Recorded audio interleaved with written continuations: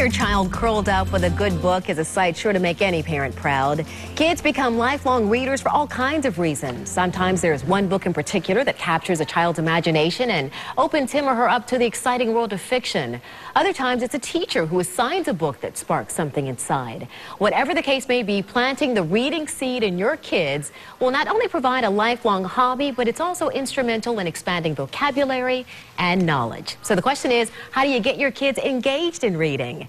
Tampa Bay Parenting Magazine Angela Ardolino is here with some advice to help you. Good afternoon. Hello. It's always good to see you. You too. First of all, you say start young, establish a routine, and then you can't go wrong that way. It's one of the easiest things to do as parents is to get them hooked on reading, even if you're not a reader yourself.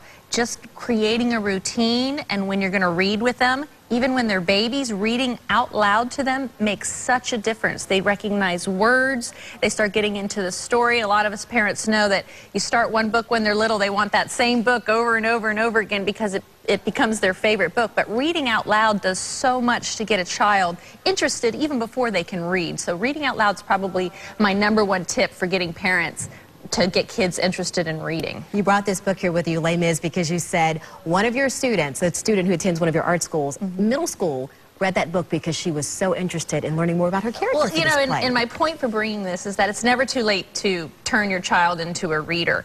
And what happened is that she really wasn't into too many books. She read some books, and how she became interested is she became involved in the theater. She was cast in Les Mis, went out and bought the 600-page novel, which I happen to have, where she wrote Les Mis on it. So cute, but she was in middle school. And she was so interested to find out more about that time, or the way the French were, what they said, or what they lived. You know, so you never know what's going to pique their interest. Whether it's Harry Potter or Twilight, whatever they're interested in, try to get them around those books. Getting hooked on a series like a Harry Potter or something like that, they're always looking for, you know, when is the next one coming out? They're the ones that are excited to be there at midnight when the bookstore releases the book. I mean, that is awesome for kids to be that excited about reading. So maybe if your kid's not interested in reading, find something that they're interested in and then expose them to books that they would be interested in. Now, I love this, though, but you say it doesn't necessarily have to be books. Anything with print. It could be a magazine, even a newspaper. My 3-year-old loves to read the newspaper. She can't read, but she just likes to look at the pictures. You know, and what a great activity to create when you're driving in the car or in the grocery store. You can play an alphabet game, and, you know, everybody has to find the letter, something that starts with an A, and then a B, and then a C, and then it becomes a game, and they're reading without even knowing it.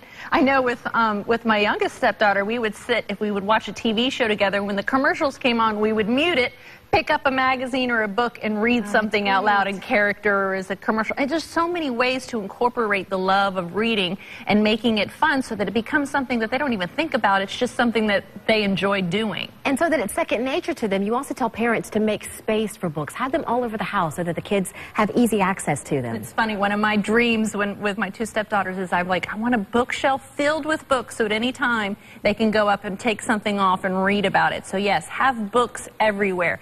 And introduce them to some of your favorite books when you were a kid, like a Charlotte's Web or a Little Prince or the Little Princess or Dr. Seuss, whatever it is. I mean, you love it, and you sharing it with them is going to automatically make them interested in it. You've got one of my favorite books here, Dr. Seuss. Love that. Everybody loves Dr. Seuss. Fantastic. Always great advice, Angela. Thank you.